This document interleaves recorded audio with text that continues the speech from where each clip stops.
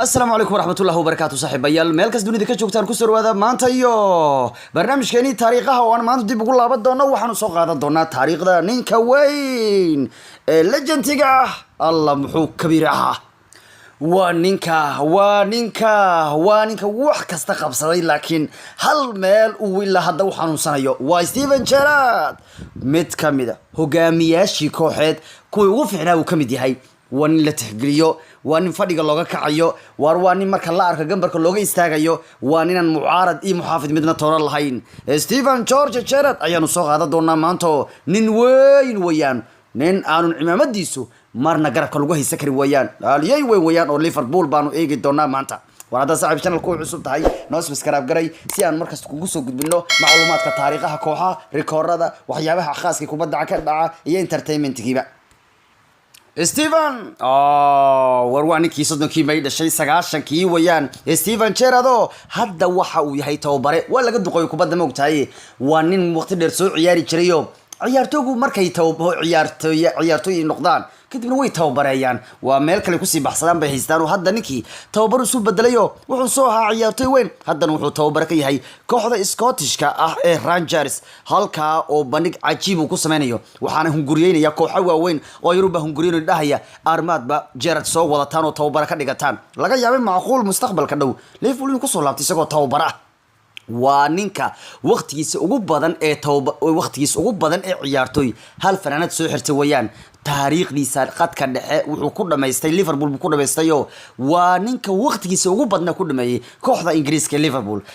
markaad maqasho waa Steven Gerrard markaad maqashana Liverpool ba kugu soo dhacayso waa nin kabiir ah ninkan Gerrard ah taariikhda Liverpool meel weyn buu kaga qorayahay qalbigeeda Liverpoolna meel weyn buu kaga yaalaa markaad Liverpool maqasho Steven waad maqlaysaa Steven Gerrardna waad maqlaysaayo waa ninka waqtigiisa kooxda ku soo qaatay waa ninka kooxdan waqtigii ugu badnaana kabtan u soo ahaa wayaan ninka la yiraahdo Steven Gerrard xitaa Liverpool kaliya maaha wuxuu mar kabtan u soo noqday xulka Ingiriiska uu ka soo mid ahaa asagu waxa lagu tixgeliyaa inuu yahay mid kamid ah ciyaartooyga khadka dhexe ugu fiicnaa all time kamal daariga qaddex marka laga hadlayo ragga ugu fiican ee la soo sheeqaaday uu kamid yahay macnaha khaddex hadii la tirinayo Steven lagama tagi karayo Gerrard waxa xataa mar lagu abaalmariyay inuu yahay xidiga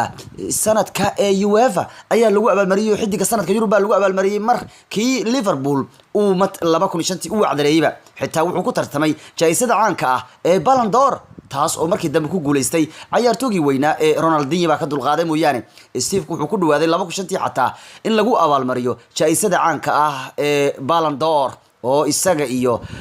Ronaldinho iyo Lampard ay ku tartameen Ronaldinho baana codka ugu badan ku qaatay isagoo baarsha ah 225 cod halka Gerrard marka uu helay 142 cod marka ninka waa nin weyn oo ku soo tartamay jaayisooyin caan ah oo weyn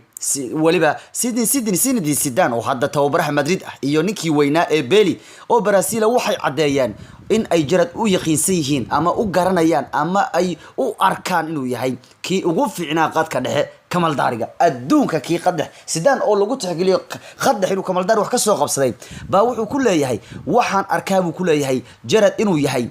xitaa waxa ku raacay Bale oo ah legendiga kamal daariga waa ninka loo arko inuu yahay kii kamal daariga ugu fiicnaa kubadda cagta ugu fiicnaa waa Bale ayaa xitaa midda qaba iyo waxa qaba ninka la yiraahdo Zidane oo nin oday oo kabiir ah ayaa waxay qabaan in uu yahay ninka kan kii khadka dhex ugu fiicnaa kubadda cagta waliba ninka sida dhahay xataa waa Bale ninka all time xataa la arko marka kulamada saaxiibtinimada lagu daro goolashiisa ninka ugu goolasha badan kamal daariga ama kubadda cagta waa ninka dhaliyay 1200 iyo ka badan oo gool marka Zidane iyo Bale waxay yiraahdeen waaba kii ugu fiicnaa qadka dhexe dunida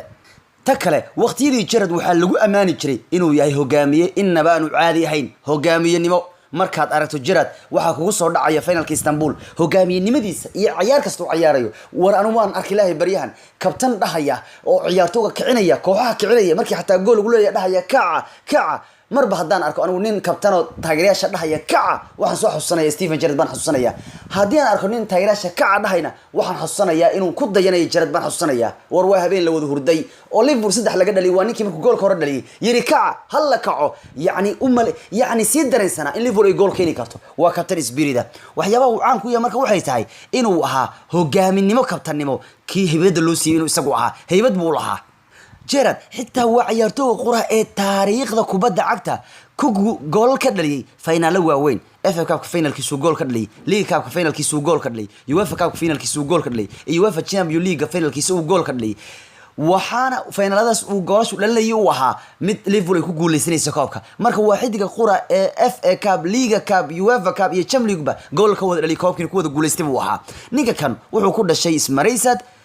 waxaanu ku soo barbaaray isla Mareysad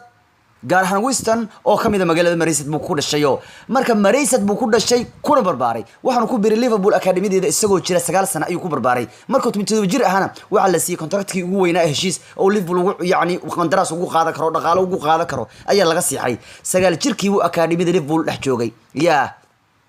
17 jirkiisina waa la abaalmariyay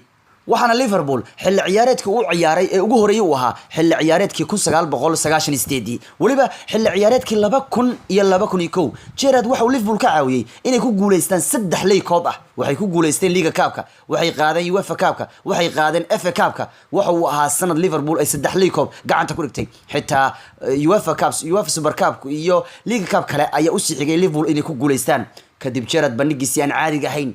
waxa go'aan lagu gaaray Gerrard in laga dhigo kabtanka Liverpool sanadii 2003 ka soo bilow ilaa markuu baxay isaga ayaa ahaa kabtanka Liverpool markuu waa kabtanka uu waqtiga dheer weeyaan Raiderska oo uu kabtan wax badan ka soo ahaa 2005 Gerrard ayaa Liverpool ku hogaamiyay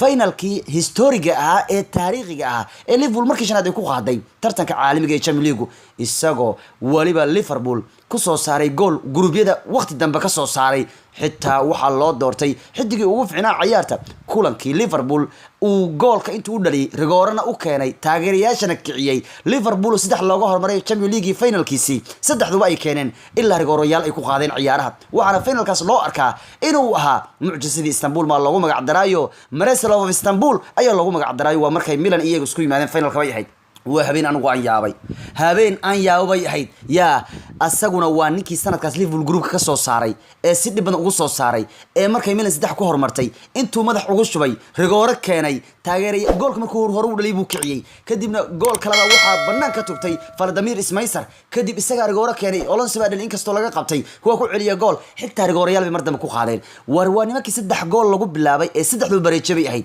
وحنا الله تجريها فين الكاسينو وهاميد كمية فين الذي تاريخ ahaa ee aan weligood la ilaabin Istanbul wixii ka dhacna waxa lagu tilmaamaa inay mucjiso tahay sanadka Istanbul baa lagu qabanaya Champions League waxa la Liverpool ma laga yaabo markale inay ku laaban doonto finalkii mucjisada ahaa yaani halkay ku mucjiseeyeen ee Istanbul bay markale ku laabanayaan baa leeyahayo maadaama sanadka markale ay socdaan si ay ugu guuleystaan ciyaaraha Champions League final kaasna wuxuu ahaa final inaba nu caadi ahayn ar final kaasa Allah kaasu ka dareey buu ahaa Milan bay 3 gool la lisba waxaan dirnay war banaanka iska tagnaan iska soo shaahno markaas ba waxaan maqlayaa wow ar Milan ba afar isbaan isle Milan aad ugu khatar badnaa habeenkaas Liverpool ar Liverpool mucjiso maxay tahay ar Liverpool maxay mucjiso tahay waran uu magacooda mucjiso ka sameeyay kuwa kan mucjiso u joog weeyaan kuwa kan wad aragtay sanadka Barcelona say ku reebeen iyagoo saddex laga soo dhil afar ku badiyeen nimankan caadi ma aha yaaqay banaankan joogayo shahban cayir ama cabitaan ban cabayo ya banaanka lagu leersanayo fagaara lagu dawanayo ciyaarta markaba Milan 3 gool ay lahayd haddana waxaan saabeenkaas Milan 5-6 ku qaadi kartay finalka Champions League Milan taasna ma la hor istaagi karin ba min Bruno meel u socdo Bruno nacla abuug Bruno kamal daarigan nacla abuug Bruno ila hadda waan la yaabanahay aniga banaankan daawanayo waa maqlay taageerasha halu aqayli hal mar ilaa markaas jarada gool leey macna aan waxa u maleynaa iska dhaafay Liverpool shibal loo afarinayay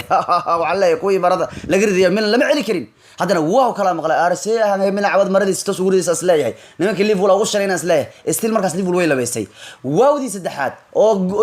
fagaari wada kacay waxa risaa macquul maahan Milan 6 gool ka dareewa waxaan leeyahay gool oo afraad oo waaw loo dhahay maxaa gool shanaad oo loo qeynay maxaa gool lixaad oo taageeraysan u dabaldegay maxaa waxaas waa ka dareey waxba wala qalanaysi haddaan ba soo gala waaba ka Liverpool dabaldegaysa saddexdii gool bay daqiiqadii aan banaanka jirnay hey aan ku leeleersanay ku cabitaan ku cabaynay waa bareejeenba arkuwas muxuu weeyaan Gerrard baan hurdada ka kiciyo rigoorana u keenay goolkana koowaad u dhaliyay marka Gerrard waa ninka finalkii mucjisada Istanbul ku sameeyay weeyaan loona doortay xidigii garoonka ugu fiicnaa kadib finalkaasna Steven Gerrard sanadkii xigay 2 gool buu hadan dhaliyay gool buuna caawiyay ciyaartii finalka FA Cup-ka 2006 markaas wixii ka dambeeyay waxa Gerrard lagu magac daray inuu yahay the Gerrard final baa lagu magac darayo Gerrardkii finalada baa lagu magac daray sababtoo ah waxa waa ninka finalo badan gool ka dhaliyay taariikhda weeyaan final kale isagoo Istanbul wuxuu ka sameeyay looga buu hadana kii FA Cup-kii inta uu ma taqaana 2 gool dhaliyay buu hadana caawiyay wixii markaa ka dambeeyay Gerrard finalada waa lagu cabsan jiray dadka Liverpool taageera waxay u arkaan Gerrard inuu ahaa ciyaartooyga ugu fiican abidku ay arkaan waliba Gerrard waxa uu waqtigiisa Liverpool la qaaday 2 jeer FA Cup-ka 3 jeer Liga Cup-ka 1 jeer oo uu la qaaday Champions League 1 jeer uu la qaaday UEFA Cup-ka 1 jeer uu la qaaday Community Shield-ga iyo 1 jeer uu la qaaday Super Cup-ka 17 xilli ciyaareed oo Liverpool soo joogay xataa waxa lagu daray mar yaani lagu taray kooxda sanadka Ingiriiska 8 jeer baa lagu daray kooxda sanadka kooxda xataa UEFA waxa lagu daray isagu dhowr jeer iyo kooxda adduunka ugu fiican ee FIFA oo lagu daray 3 jeer waliba waxa ninka loo magacaabay xidiga ugu fiican sanadka Ingiriiska BFA Player of the Year 2006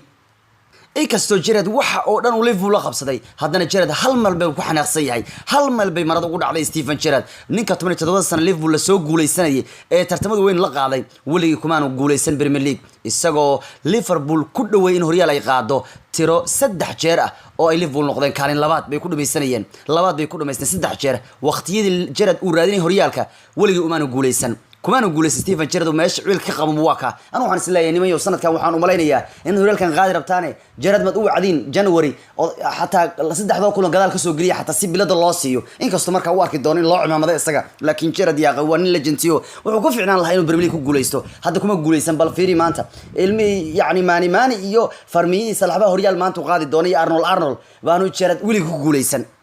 inkastoo inkaar soddonka sano jirtay wali horyaalka Ingiriiska wali waqti dheer ay ka dhiman tahay haddana sanadkan waxa loo ishaarayaa inay ku guuleysan karayaan Premier League sida uu ciyaarayaan dartood marka Gerrard iska fiicnaan lahayd baa leeyahay in odaga loo waco si uu qaado Premier League ugu horeeyay taariikhdiisa Liverpool ee aan waligiis u qaadin Gerrard markuu ku wareeray Liverpool Premier League u qaadi waayay waliba sanadkii ay mataqaana Rodgers u watay bay ciiboobeen oo iyaga horyaalka ku dhow mataqaana ay kufeen oo asagu xataa uu kufay ciyaartii Chelsea kadib wuxuu iska aaday horyaalka MLS-ka Mareykanka waxaana uu ciyaaray Galaxy halkaas buuna soo joogay xilli ciyaareedyo uu soo joogay oo kadibna 2006 ciyaar uu gabayaan uu isaga duqoobay kadib markuu ka duqoobay wuxuu noqday hadda tababaraha kooxda Academy Liverpool buu noqday tumistii Gerrard uu hogaamiyay hadda maanta wuxuu joogaa Scottishka oo uu ka hogaamiyay kooxda Rangers oo uu tababaro u yahay wadankiisa Ingiriiska marka la fiiriyo Gerrard waa ciyaartooyga afraad ugu safashada badan taariikhda Ingiriiska uu yahay waxaana uu Ingiriiska u ciyaaray 114 ciyaarood isagoo u dhaliyay 21 gool Gerrard kulankiisa ugu horeeyay wuxuu Ingiriiska u ciyaaray sanadii 2000 buu u ciyaaray isagoo wadankiisa kala qayb galay ciyaarihii 2004 iyo 2012 ee Euroga sidoo kalena wuxuu kala qayb qaatay ciyaarihii 2006 2010 iyo 2004 ee koobkii adduunka laba jeerna wadanka Ingiriiska tartamay ciyaareen buu isagu kabtan u ahaa balse mar dambe kabtanimada Ingiriiska si toos loogu wareejiyay ka hor intaanu bilaaban ciyaarihii Euro 2012 Gerrard kulankiisii boqolaad wuxuu ciyaaray Ingiriiska sanadii 2012 waxa noqday ciyaartoygii lixaad ee taariikhda Ingiriiska 100 ciyaarood gaara kadibna Gerrard waxa uu iskaga fariistay ciyaaraha Ingiriiska xulkiisa 2014 haddaba inta ku dhaafno legendiga weyn ee Gerrard waa nin kubadda cagta wax badan ka soo qaybsaday oo waa nin weyn oo hogaaminimada looga daysanayo dhiirigeliye ah dhaxda gool ka dhalin jiray waa nin dhaxo weeriyahan u muuqda buu ahaan jiray gool badan dhaliya ragii hore rag bay ahaayeen yaqa inta ku dhaafno maanta odagii weynaa Liverpool isku lagu xasuusanayo marka Liverpool maqasho waa in Gerrard lagu sheegaa Gerrard markaad maqashana Liverpool bad xasuusanaysa nabadgelyo